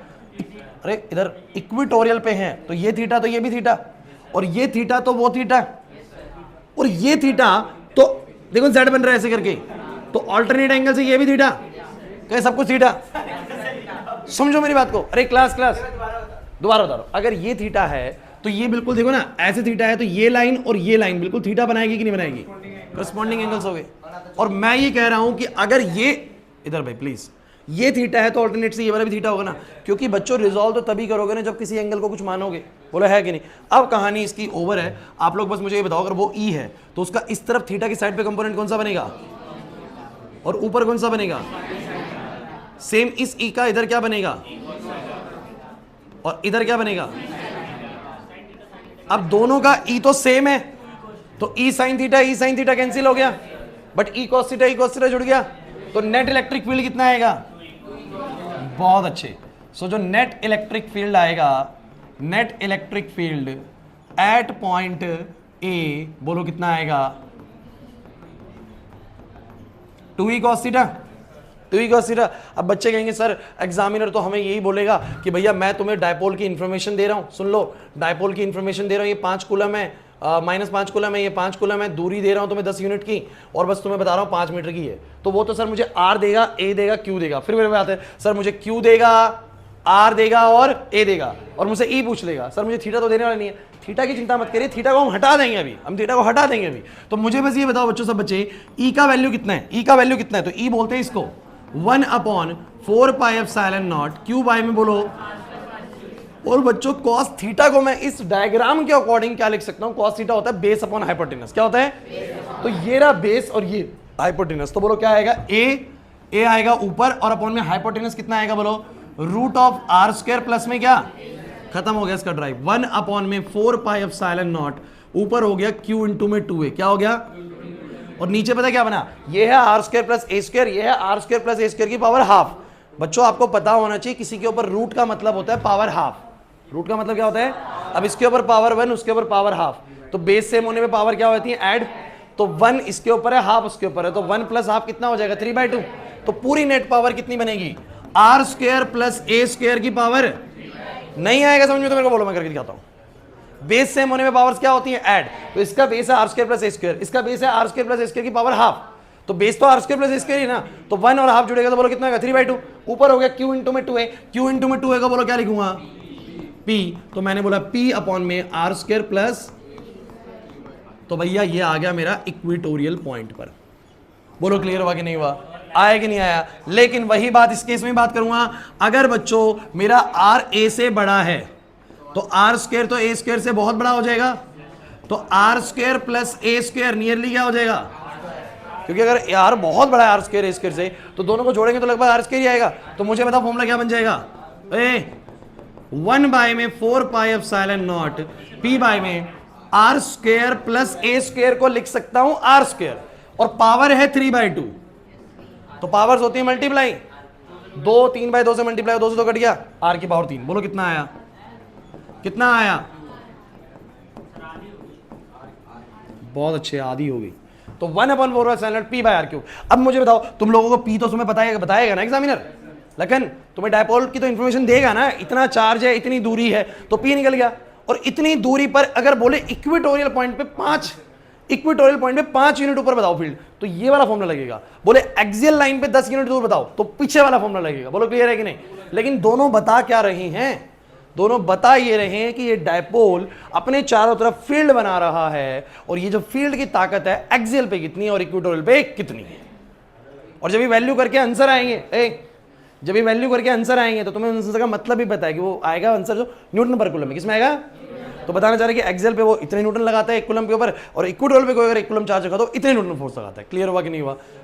पक्की बात है। तो मेरे को कुल मिला के तो एक बात ये समझ में आई, क्लास इधर, मेरे को कुल मिला के बात ये समझ में आई, जो ये डायग्राम मेरे सामने था, क्लास शोर नहीं करना है और फोकस करना है। अभी चीजें खत्म तो हुई हैं, लेकिन एक फाइनल टच इसको दे देते हैं।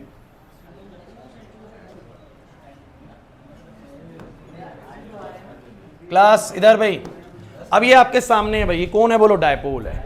और सर डायपोल जो है अपने इक्वेटोरियल पे और एक्सियल पे कुछ तो ताकत रखता है फील्ड की, कितनी ताकत रखता है वो कैसे निकलेगा भाई, तो मेरे को अब फॉर्मूला मिल चुका है, मतलब मिल चुका है ना, बोलो कितना फॉर्मूला मिला है मुझे, तो मैं कहूँगा इधर निकालना चाहता हूँ, अगर मैं इधर निकालना चाहता हूँ, यहां से कितनी दूरी पे बोलो, अगर यहां से r दूरी है तो बोलो कितनी ताकत है, बोलो 1/4πε0 2p, p कैसे निकलेगा, q इंटू 2a, और q और 2a का इंफॉर्मेशन मिलेगा तुम लोगों को, डिवाइड में बोलो क्या r3, बोलो हो जाएगा, और ये आंसर जो भी आएगा उसका मतलब भी पता है तुम लोगों को, 80 90 10 जो भी आएगा वैल्यू, उसका मतलब भी पता है ना कि वो यहाँ रखे हुए एक कॉलम को कितना फोर्स आएगा, क्लियर है कि नहीं। ऊपर की तरफ जो पॉइंट आया था उस पर कितना मिलेगा, तो बोलेंगे अगर यहाँ पर है और ये दूरी r है, ये दूरी r है, तो बोलो कितना बोलेंगे,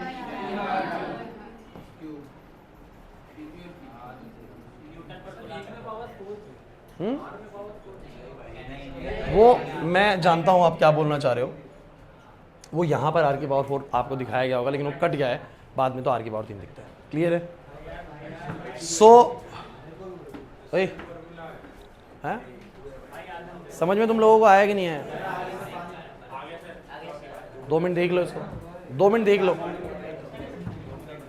देख लो,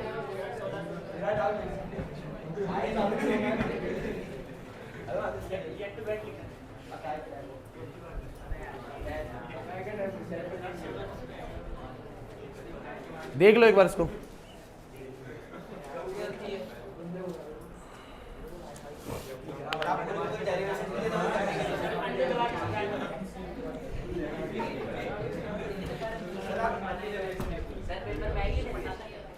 हाँ ये आती है, ये डेरिवेशन आप लोगों को बता दूं मैं इस चैप्टर से सबसे ज़्यादा बार आई हुई है, आप प्रीवियस ईयर उठा लेना, और होता क्या है मैं तुम्हें बता देता हूँ, जैसे तुम रिसेंट प्रीवियस ईयर उठाओगे तो उसमें क्वेश्चन 2014 तक के होंगे, और उसमें भी क्या करते हैं ये, इधर भाई क्लास, अगर जैसे एक्सियल वाला डेरिवेशन अगर 3-4 बार आया तो उसको 1 या 2 बार लिख देंगे, बार बार नहीं लिखेंगे, कोई तो क्वेश्चन बुक का लेंथ बढ़ता जाता है ज़्यादा, तो लेकिन हम लोग तो पढ़ा रहे हैं बहुत समय से, हम लोग तो देख रहे हैं, तो एक्सियल पॉइंट का और इक्वेटोरियल पॉइंट का ड्राइव, क्योंकि आप ये मत समझिए कि पेपर बहुत मुश्किल आता है, कुछ चीज़ें पेपर में बहुत ईजी भी डाली जाती हैं ताकि बच्चे जो हैं ठीक ठाक तरीके से पास हो जाएं।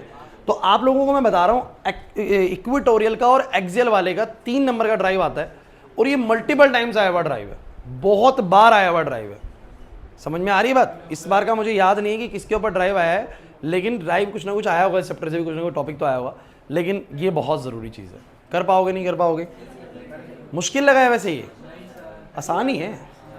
अच्छा ये जो मैंने यहाँ पर करा ये मुश्किल लगा है क्या यार, एक बात सुनो, ये पता नहीं कितनी बार मैं तुम्हें करवाया जा रहा हूँ कि एक वेक्टर उधर है एक वेक्टर इधर है, रिजॉल्व भी एक ऑप्शन है, और रिजॉल्व करने के लिए मुझे हॉरिजॉन्टल और वर्टिकल डायरेक्शन में कुछ एंगल तो चाहिए, तो मैंने हॉरिजॉन्टल और वर्टिकल मान के एक एंगल थीटा माना, तो मैंने कहा वो थीटा तो ये भी थीटा लॉजिकली बन रहा है, कोई मैथमेटिक्स होनी चाहिए इतनी कि वो थीटा तो ये भी थीटा, और थीटा क्यों लेना है बादल, क्योंकि मेरे को रिजॉल्व तो थीटा के हिसाब से ही करना पड़ेगा ना, तो अगर वो थीटा तो ये थीटा, और ज्योमेट्री के हिसाब से ये थीटा तो ये भी क्या है बोलो थीटा, तो ये थीटा तो वो थीटा, हाँ है ज्योमेट्री है भाई। तो इधर इस ई का थीटा वाली लाइन पे कौन सा कंपोनेंट बनेगा, ई कॉस थीटा, उधर बोलो क्या ई साइन थीटा, और इस वाले ई का इधर E cos theta E sine theta, ई साइन थीटा से ई साइन थीटा क्या हो गया, कैंसिल हो गया, ई कॉस थीटा जुड़ गया, तो ई कॉस थीटा। रिया नहीं हरी बात मुश्किल हो गया, कशिश कह रही जिस दिन आई सर उस दिन ही मुश्किल चीज करा दी सर, अब नहीं आओगे तो ऐसे ही होगा। तो यहाँ पर क्या बोलेंगे, क्लियर है भाई। अच्छा तो एक फाइनल बात आप लोगों को और बताते हैं, नहीं न्यूमेरिकल नहीं कराऊंगा, इसका न्यूमेरिकल में कोई दम नहीं है। ओए क्लास एक बात बड़ी ज़रूरी है वो सुनो, आप लोग मुझे ये बताओ, इधर डायपोल मोमेंट मैंने तुम्हें बोला था कहाँ से कहाँ होती है, -q से +q, और मुझे बताओ एक्सियल के केस में जो इलेक्ट्रिक फील्ड का डायरेक्शन आया वो किस डायरेक्शन में आया, राइट की तरफ, और डायपोल मोमेंट भी राइट की तरफ। तो एक्सियल वाली डेरिवेशन के अंदर ये पता लगता है the net electric field is in the same direction as that of the dipole moment, as that of the dipole moment भी इस तरफ है क्योंकि -q से +q होती है, और इलेक्ट्रिक फील्ड भी नेट इलेक्ट्रिक फील्ड भी इस तरफ ही है। तो क्या बोलेंगे, बोलो क्या बोलेंगे लास्ट में, द डायरेक्शन ऑफ, पूछा गया क्वेश्चन है ये, the direction of net electric field, the direction of net electric field, अरे लिख लो लिखना चाहो तो, at an axial point is in the same direction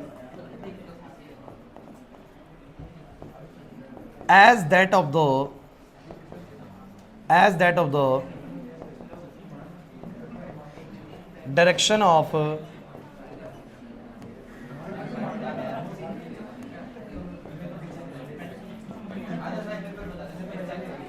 ओए भाई प्लीज देखो, ये ऐसी छोटी छोटी बातें छोड़नी नहीं थी, इंपॉर्टेंट होती है। एक बार इक्वेटोरियल वाली ड्राइव को देखो और आप बताओ यहाँ पर सेम डायरेक्शन है, कैसे डायरेक्शन है? डायपोल मूवमेंट का डायरेक्शन बोलो कौन सा है? माइनस क्यू से प्लस क्यू इस तरफ। लवेश यहाँ पर डायपोल मूवमेंट का डायरेक्शन है माइनस क्यू से प्लस क्यू इस तरफ। इलेक्ट्रिक फील्ड का डायरेक्शन बताओ किस तरफ है? अपोजिट है कि नहीं? क्वेश्चन पूछ लेंगे आपसे। एक पॉइंट पर, डायपोल के चारों तरफ किसी एक पॉइंट पर नेट इलेक्ट्रिक फील्ड की डायरेक्शन अपोजिट दिख रही है, किससे बोलो? डायपोल मूवमेंट की डायरेक्शन से। ये पॉइंट बेसिकली कौन सा है? एक्सियल है, इक्वेटोरियल है, कौन सा है? तो कौन सा है? Equatorial.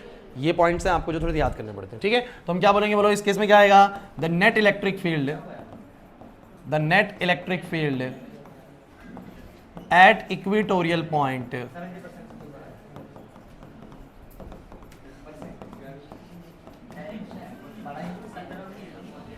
is in opposite direction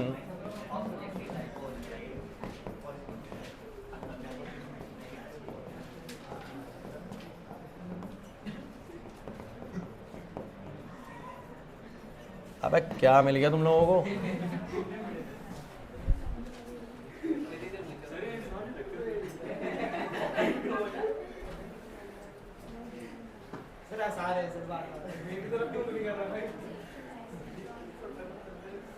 ठीक है, अच्छा फटाफट से एक चीज करके दिखाओ, करना।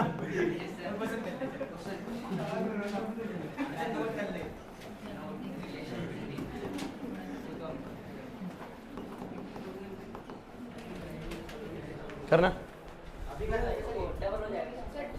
अभी कर दो, सिंपल डबल हो जाएगा। एक ई एक्सियल कितना आया बोलो? भाई इधर भाई 2p बाय में, और ई इक्वेटोरियल कितना आया? तो दोनों को अगर डिवाइड कर दूं, या वैसे ही दिख रहा है पूरा प्रॉपरली कि जो ई एक्सियल बाय इक्वेटोरियल आएगा 2 आएगा, तो मतलब जो एक्सियल पॉइंट पे इलेक्ट्रिक फील्ड होती है वो 2 टाइम्स होती है। बोलो किससे? मतलब एक डायपोल की ताकत अपनी एक्सियल पॉइंट पे थोड़ी ज्यादा होती है अगर दूरी सेम ले रहे हैं बेसिकली। समझ में आ रही बात? एज कंपेयर टू उस दूरी के जो हमने किस पे लिए बोलो? इक्वेटोरियल। क्लियर है? अच्छा एक मेरा बहुत इंपॉर्टेंट सवाल है आप लोगों से।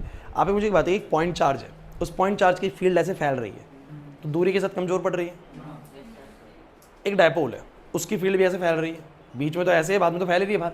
उसकी फील्ड कमजोर पड़ती है कि नहीं पड़ती? पड़ती है कि नहीं पड़ती? पड़ती है सर। क्यों पड़ रही है फील्ड कम? क्योंकि मुझे सर पता है इनके दोनों के फॉर्मूले में नीचे आर क्यूब लगा हुआ है, तो जितना आर बढ़ेगा, डायपोल आर क्या होता है? आर होता है डायपोल की सेंटर दूरी। तो जितना दूर जाऊंगा अभी ना इंपॉर्टेंट है यहाँ पर, जितना दूर जाऊंगा फील्ड का स्ट्रेंथ क्या होगा? कम होगा। अगर मैं बात कर रहा हूं बच्चों, ध्यान से सुनो मेरी बात को, मैंने बोला एक मेरे पास क्यू चार्ज है, उससे आर दूरी पर फील्ड का स्ट्रेंथ कितना होता है? तो आप लोगों ने बोला 1/4πε0 क्यू बाय में। बोलो क्या? इसका मतलब क्या है? जितना दूर जाऊंगा इलेक्ट्रिक फील्ड क्या पड़ेगी? कमजोर पड़ेगी। अगर मैं एक डायपोल की वजह से आपसे पूछ रहा हूं, तो चाहे मैं एक्सियल पे बात कर रहा हूं, चाहे मैं इक्वेटोरियल पे बात कर रहा हूं,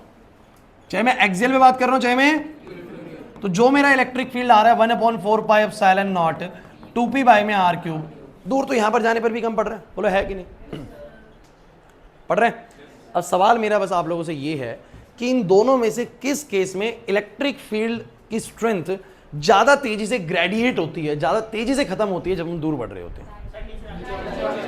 ठीक है, अब देखो, जो बच्चे थोड़ा कंसेप्ट को अच्छे से सुन रहे होंगे ना, समझ रहे होंगे, वो ऐसे क्वेश्चन में नहीं बसते। अब दूसरे बच्चे क्या सोचते हैं? देखो पेपर में जब क्वेश्चन आता है, कहते सर ये तो बताया नहीं था।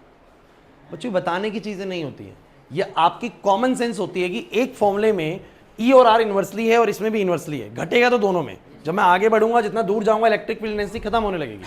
But it makes a common sense कि इसके अंदर बेसिकली आर स्क्वायर से घटेगी और इसमें बोलो क्या? आर क्यूब से। और इतना हम जानते हैं कि अगर मैं इसमें दुगनी दूरी कर दूं, 2 टाइम्स कर दूं आर को, तो इलेक्ट्रिक फील्ड 1/4 टाइम्स हो जाएगी, और इसमें 2 टाइम्स करूं तो 2 का क्यूब यानी 1/8 टाइम्स हो जाएगी। मतलब कि इलेक्ट्रिक फील्ड सीधा 1/8 टाइम्स हो जाएगी, दूरी जाती है साथी। बोलो है कि नहीं? तो ज्यादा तेजी से फील्ड किस केस में घटती है? क्लियर हुआ कि नहीं हुआ? ऑप्शन दे देगा वो, पता है कैसे कहेगा? In which of the following source of charge sources, किस केस में जो फील्ड है वो सबसे ज्यादा तेजी से डिक्रीज होगी when we go away from the source charge. पहला बोल देगा पॉइंट सोर्स, सेकंड बोल देगा आप लोगों का डायपोल सोर्स, थर्ड बोल देगा शीट सोर्स। अब शीट सोर्स में हम जानते हैं उसमें फील्ड कम ही नहीं होती, वो वैसे ही चलती रहती है, तो सबसे तेजी से ग्रेडिएट होती है इसमें डायपोल के केस में। नहीं आया समझ, पक्की बात है। अब इसका कोई देखो कोई न्यूमेरिकल खास करके इसका कोई जनरली आता नहीं एग्जाम में, क्योंकि बहुत इजी बनेगा न्यूमेरिकल बनेगा तो आपको वो क्या बोल देगा, चार्ज बोल देगा, डायपोल्स की दूरी बोल देगा, और बोल देगा इतनी दूरी पर एक्सियल पॉइंट पे कितनी होगी, तो मतलब आर भी दे देगा, फिर तो निकल ही जाएगा ना। नहीं समझे बात को?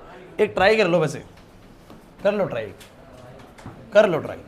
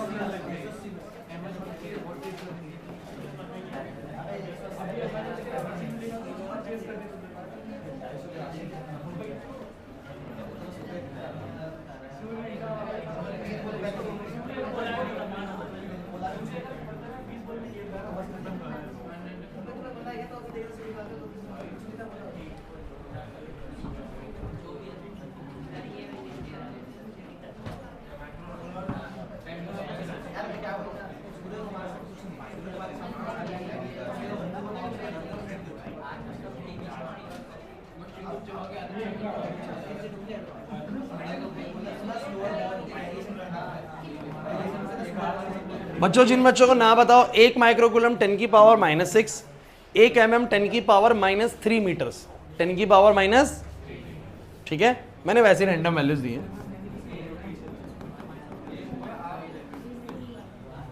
कर लो ट्राई, जल्दी करो, टाइम मत लगाना।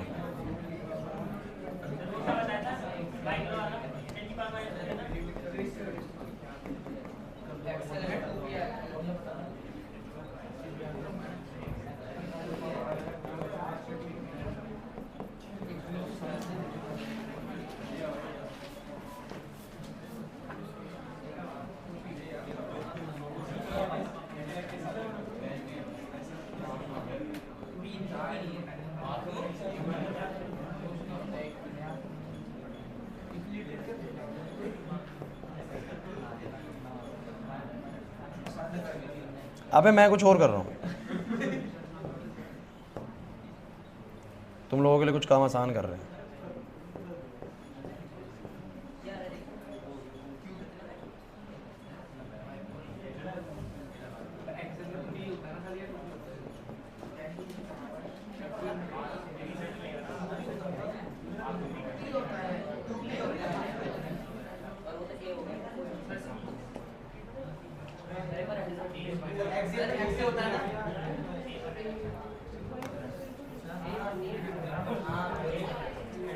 This is an axial point.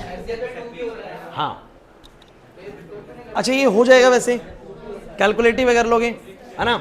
अच्छा एक बात बस तुम लोगों से पूछ के, एक क्लास देखो भाई, थोड़ा सा अगर चाहते हो, सर हम लोगों ने डायपोल की वजह से एक्सियल पे देखा, हम लोगों ने डायपोल की वजह से, लेकिन मन में एक डाउट है कि सर अगर किसी जनरल पॉइंट पे आ जाए, वैसे आपके बोर्ड एग्जाम में जनरल पॉइंट पे, लेकिन जैसे ही आप एंट्रेंस की तैयारी करने जाएंगे जेईई या नीट की बेसिकली, तो वहां पर आपको जरूर कुछ ना कुछ ऐसा जनरल पॉइंट का सिखाएंगे।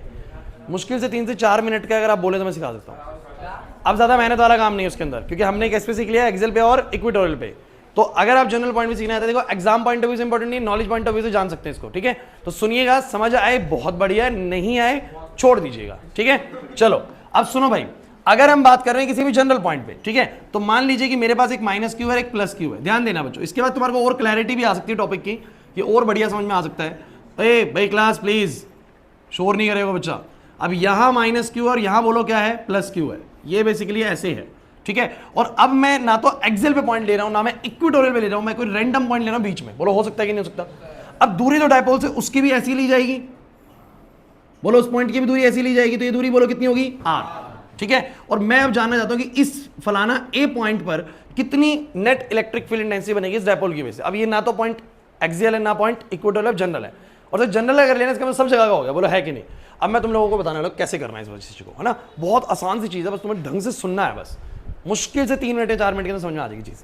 तो करना क्या है बच्चों, मुझे तुम एक बात बताओ, ये माइनस क्यू प्लस क्यू है सचिन यहाँ पर, डायपोल मोमेंट की डायरेक्शन बता क्या होगी, तो माइनस क्यू से प्लस क्यू की तरफ।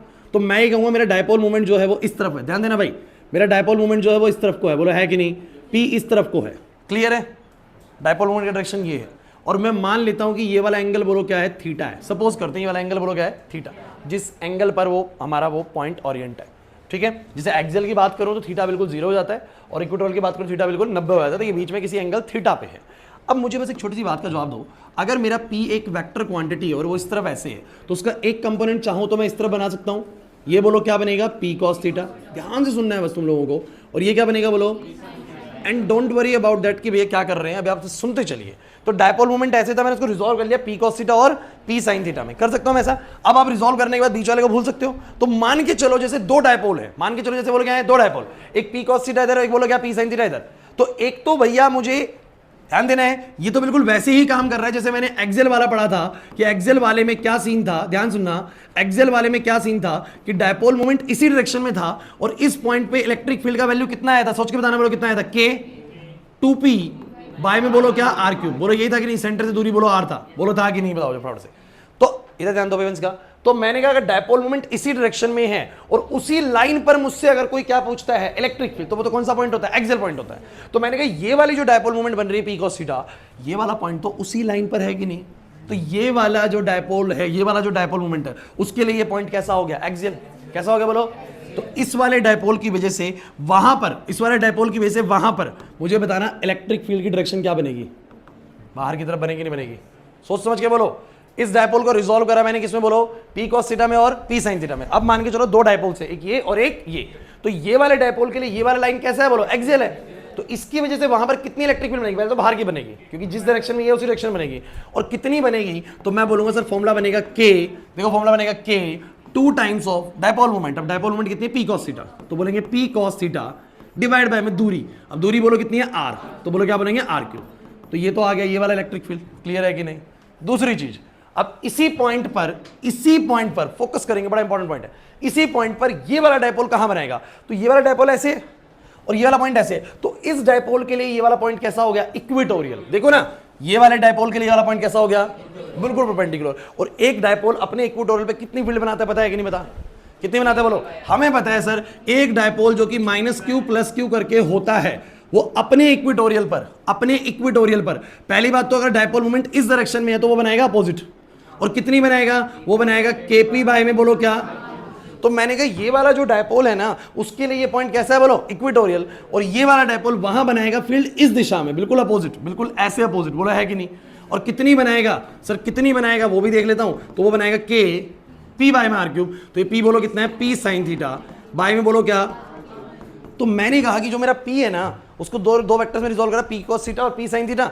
ये वाला डायपोल जो है उसके लिए ये वाला पॉइंट एक्सियल है, और ये वाला डायपोल के लिए वाला पॉइंट बोलो क्या है, तो ये बना रहा है वहां पर ऐसे फील्ड, और ये वाला बना रहा है वहां पर ऐसे फील्ड, दोनों बन रहे कैसे बोलो, परपेंडिकुलर। अगर दोनों परपेंडिकुलर बने तो नेट कैसे निकलेगा, आता है नेट निकालना, तो बोलो नेट कितना आएगा, नेट आएगा √a² प्लस, तो इसका स्क्वायर प्लस इसका स्क्वायर, कोई टेंशन वाली बात नहीं, अब हो गया बस ड्राइव। तो बोलो इसका स्क्वायर कितना आएगा, तो मैं बोलूंगा सर कितना आएगा बोलो, K 2P cos theta by में बोलो क्या, R क्यूब का स्क्वायर प्लस में बोलो फटाफट से कितना आएगा, KP sin थीटा बाय में बोलो क्या, R क्यूब का स्क्वायर। थोड़ा सा तुम्हारी मैथमेटिक्स स्किल चाहिए बच्चों, दोनों का स्क्वायर हो रहा है, तो जो चीजें कॉमन है बाहर निकालो, इधर बातें नहीं भाई। एक तो K स्क्वायर, इसमें भी K स्क्वायर, उसमें भी K स्क्वायर, बोलो क्या आएगा, K स्क्वायर बाहर आएगा, और बोलो क्या आएगा, P स्क्वायर बाहर आएगा, लेकिन दो का स्क्वायर इसमें उसमें नहीं है, cos square theta cos sin उसमें नहीं है।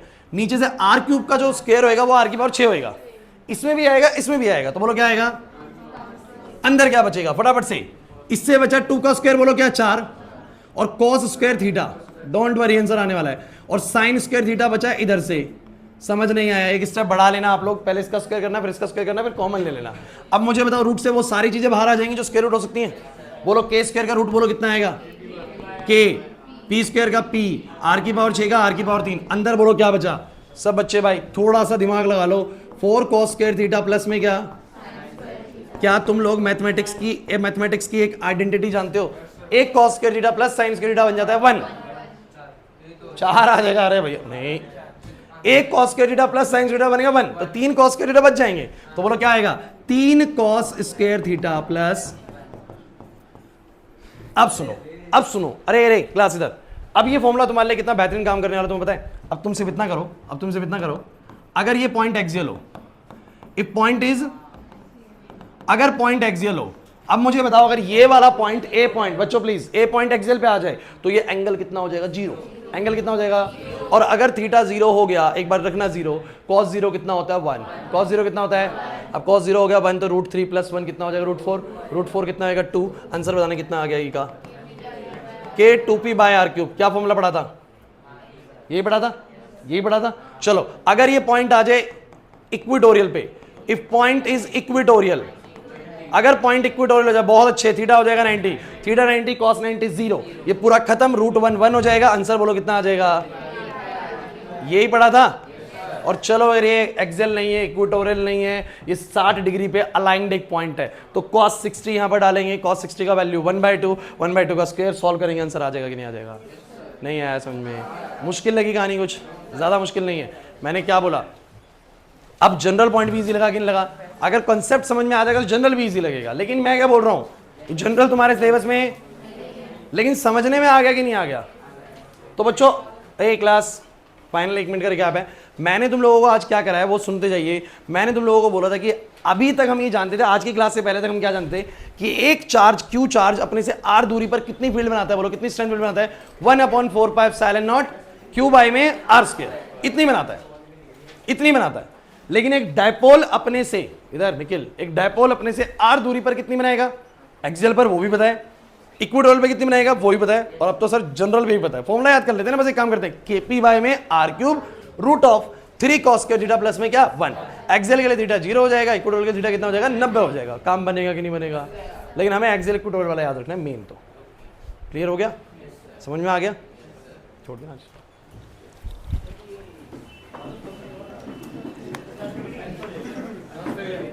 नमस्ते सर, सॉरी सर।